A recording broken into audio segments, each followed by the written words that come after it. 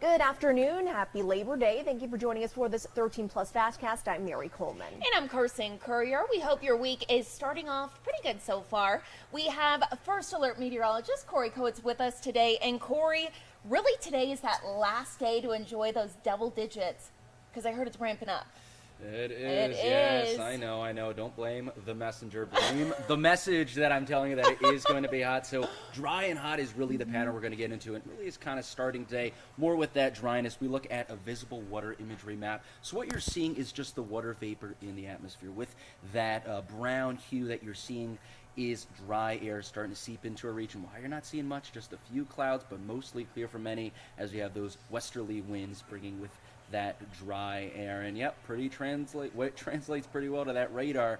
Really not seeing anything pretty much in the whole southwest. When we zoom in, yep, everyone is not only remaining dry, but also clear for their Labor Day, with current temps now in the upper 90s, getting close to 100, but not quite there in Tucson. 98 there, 99 Phoenix, 102 in Casa Grande, the only spot past the triple digits, and a nice 90 degrees in Sierra Vista, 88 Wilcox. So seasonably hot, but nothing we're not used to for this time of the year. We're taking you hour by hour now for the rest of your Labor Day afternoon and evening. Should remain in the upper 90s for the next few hours or so, dipping to the mid 90s by around 6 o'clock. Then nightfall hits, and those temperatures really take a nice dip into the 80s, and possibly into the 70s by around midnight if you're still going to be out and about, maybe by the pool for a little late night swim. Should be really nice temperatures remaining clear throughout the remainder of that night. And a similar temperature profile for tomorrow for many, starting off their shortened week on Tuesday. Going to be in the high 90s, getting close to the 100-degree marker in Tucson. 102 in Phoenix, 102 Casa Grande, 93 in Sierra Vista. But guys, I think you know that it's been a very hot summer. I don't know, people have been telling you that. It might have been me, but a lot of you have been telling you that. It's been very hot. So we've had 69 total 100-degree plus days. We're already past what we normally see this time of the year at 68 100-degree plus days. We're not close to that record yet. When we look at 105s, guys, that's when we start creeping into record territory. We normally only see 26 of those. We already have 47, so almost double what we normally see this time of year. We still have a large stretch of our hot period to go here in Tucson, record being 57, so only 10 away from that, so that's still within reach. And guys, 1 to 10, we're at 17. The previous record was 10, so we've nearly doubled not only the normal, but the previous record. I mean, we have, 8 times the normal by this point, almost a little bit more than that at 17. So guys, it's been a very, very hot summer, and is that going to continue? Well, I'll tell you in just a bit, as we can see what that 105 plus day records already in third place for that. So within striking distance for that possible top spot at 57, and we're going to get some help, guys, because this is what we have currently. You can see 2 heat domes, one to our south, one to our east, and that's helping deliver some dry westerly flow and seasonably hot temperatures, with also a low to the north helping aid in that westerly flow, bringing in drier conditions. And that heat dome, though, guys, you can see starts to really start strengthening and moving into our region by midweek, with that dry air still coming from the southwest. Dry air still coming from the southwest as that heat dome really does not move at all. So consistently dry flow, and that heat dome is just going to park over us for a long time, strengthen, heating us even more up even more through the weekend. And this is what it's going to do to our temps. You can see the triple digits are back, probably going to be past the 105 marker by the weekend, up to 107. Not what you want to see, and it won't be just hot, guys. It will be historically hot. So the records Thursday to Saturday are 105. We're projecting 104, so just below that record. And then once you hit Friday, we're projecting to meet that record and then break the record on Saturday and then tie the record on Sunday. So we'll be getting close to flirting with record temps. You're wondering, okay, is it going to get a little cooler maybe into next week? Well, 6 to 10 day outlook says, I don't know about that. Still going to remain well above average, especially in the eastern corner, southeastern corner of the state. And looking a little bit more into the future, guys, 8 to 14 days is still well above average. 30 days is not quite as well above average, but still above average over the next month or so. And well above average over the next 3 months. Okay, that's not a good sign, but guys, we can still have some cooler stretches mixed within that, but don't expect prolonged cooler periods over the next 3 months. Now let's transition to the rainfall. We had a very wet August. We had about 2.4 inches. We averaged about 2, so above what we normally see this time of the year after a sluggish start to monsoon, with some really rainy days mixed in there, with days almost getting up to an inch on the 18th and 20th 1st, and that put us right about average now what we normally see this time of the year, with that nice August and pretty average July boost of rain after a really sluggish start. So monsoon has been, let's say, solid. I describe it as solid.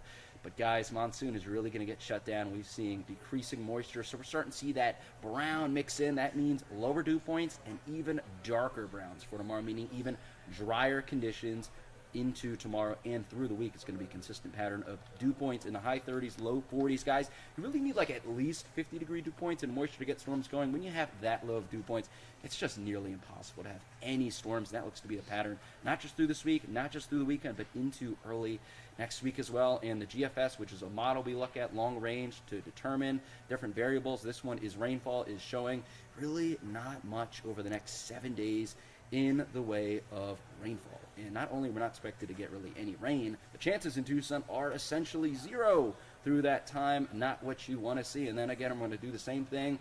You're looking to see if it's going to possibly get wet again. Well, 6 to 10 day outlook says, I don't know about that. It doesn't look too good in southern Arizona. And we zooming out now to a little bit more into the future, 8 to 14 days, letting up a little bit with the dryness. 30 days, we're creeping into about average territory and above average in the northwestern part of the state. So maybe in the next month or so, we could get back to that, maybe that little more conducive monsoonal flow, bringing in a bit more storms. But then 90 days says pretty well below average for the southeastern portion of the state. So guys, dry air and heat is the main story throughout the next week or so in the foreseeable future, it does seem, unfortunately. Well, That was a lot to take in. Yeah, that's not some good news. But hey, we have today a good Labor Day, and then slowly on the rise. Nice Labor Day, not so nice rest of the weekend to the weekend. Right. Well, those of you who do have the day off, be sure to enjoy it for yes. sure. Well, on this Labor Day, the president is taking jabs at his predecessor while speaking in Philadelphia. Yeah, that's right. The president also stressing the importance of unions nationwide. We want you to take a look here. You can see the president is walking up to the podium. This was this morning. Specifically, he addressed the Sheet Metal Workers Union in Philadelphia.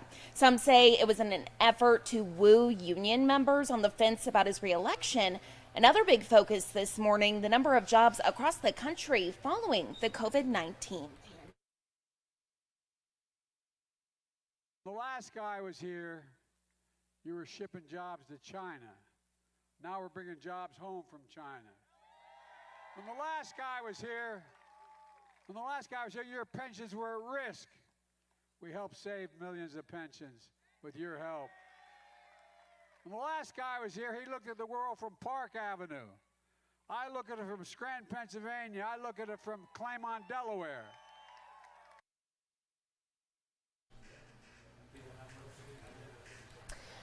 And this comes at the end of what some have called hot labor summer. Many unions have either ratified new deals or are currently in negotiations. Meanwhile, others, like Hollywood writers and actors, are still on strike. As millions of Americans are enjoying this Labor Day holiday with family, friends, and food, that's not exactly the case for about 70,000 people who were stranded in Nevada. Take a look at this. The annual Burning Man Festival got soaked by major rains, trapping tens of thousands of attendees in the Black Rock Desert. You can see cars lined up to leave. The area received 2 to 3 months worth of rain on Friday and Saturday alone. Some festival goers say being trapped has been terrifying. Others say it is all about being prepared. We planned on leaving right after the burn, which is Saturday night. And then it started raining on us like that night. And we were like, oh, it's fine. It's okay. Everybody was still partying, having fun. Everybody took their shoes off, started dancing in the mud. It was great. And then the reality sunk in that we couldn't leave. Like, we were stuck, basically. I've been coming to Burning Man for 10 years now, and you got to be prepared for that. Even just the slightest bit of rain makes everything super slick, you can't ride your bicycle around. That's how most people get around out here, because the mud just cakes up on the tires, and then it just adds up. And then you walk around on your feet, you have like 5 pounds of mud on your feet, and any little bit of rain, and it makes the playa untravelable. Now, at one point, festival officials were stopping people from entering or exiting this area, but many of those trapped lent a hand to those in need. The Pershing County Sheriff's Office released a statement saying it is investigating a death that occurred during the rainstorm, and relatives of the victim have been notified. Now, according to a White House official, President Joe Biden has been briefed on the matter, and the administration is working with state and local officials. They're hoping to reopen the road by this evening. Now, rained-out events such as the burn have been rescheduled to take place this evening. And back here at home, police are investigating a case of vandalism at the Porsche dealership off of 22nd Street and Swan Road. Check it out. Employees there say the building was spray painted overnight. As you can see, they are working to clean all of this mess up. If you saw this happen or have any information, you are asked to call 911 or 88 Crime, and a reminder, you can remain anonymous. Turning now to our website, Tucson police are investigating a crash near Stone and Elm. Now, we're tracking this story on KOLD.com. It happened yesterday morning. Right now, TPD says a teen is fighting for his life after sustaining serious injuries. Another man, also with serious injuries from the crash, later showed up at the hospital. TPD said he is connected to the crash, although they say this investigation is ongoing. And once we have more information, we will release it, let you know both on air, online, and right here on 13 Plus. And Tucson police released numbers about their new Traffic Watch program. Yeah, that's right. You'll remember it's a way for you to notify police officers if you're seeing people driving erratically, dangerously on our roads. Our very own Jack Cooper has a look at how the program's been doing since it was launched. Since the online portal went live in April, police have been looking through literally hundreds of complaints. Now, as mentioned, this is a way to try and cut down on dangerous driving. It also gives you a chance to help in that effort. Let's take a look at some of those numbers. Police say 500 issues have been sent in over the past 5 months, and because of that, 150 warning letters were actually mailed out to drivers. But look at this. Police have only written 5 tickets. And while that might seem like a low number to you and me, police tell me that the goal isn't to hand out as many tickets as possible, but to make drivers more aware and for police to have a better relationship with the people they serve.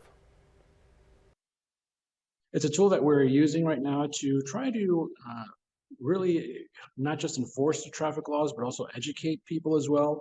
This is not about issuing tickets. The message here is to reach out to the drivers that we are seeing, that the public is seeing, that is committing these infractions, moving violations, driving dangerously or recklessly, to let them know and to educate them on their driving behaviors. Now, one very important thing here is police do not want you to take pictures or video if you're driving. You could actually be setting yourself up to get a warning or even a ticket. Instead, have a passenger take it, and you can also use a dashboard camera if that works as well. Now, we have the link up to the portal. That's up right now on our website. Reporting in studio, Jack Cooper. Back to you. And take a look at this. Now, most schools across the country are closed for Labor Day, but one classroom in Denver was in session Saturday for a special wedding ceremony between 2 alumni. Trevor and Lexa Basley tied the knot in the classroom where they first met. That was at the University of Denver campus. Officiating the wedding was a group effort. For the couple's close friends took turns reading throughout the ceremony. The bride and groom said they wanted their ceremony at the university because it's where their love story started. So cute. And if they have kids, I mean, obviously their kids have to go there. Exactly. They don't have a choice. No, for sure. And look at all the little decorations and everything. Such a cute effort. Oh, I love it. Good story to end the newscast with, and we are also going to end it with a live look outside for you. Things are looking pretty good, Carson. As Corey mentioned, embrace those double digits right now as you can, because it's going to be changing pretty soon. Exactly. Well, thank you all so much for watching this 13 Plus FastCast. Tune in tonight at 7:30 for more news and weather.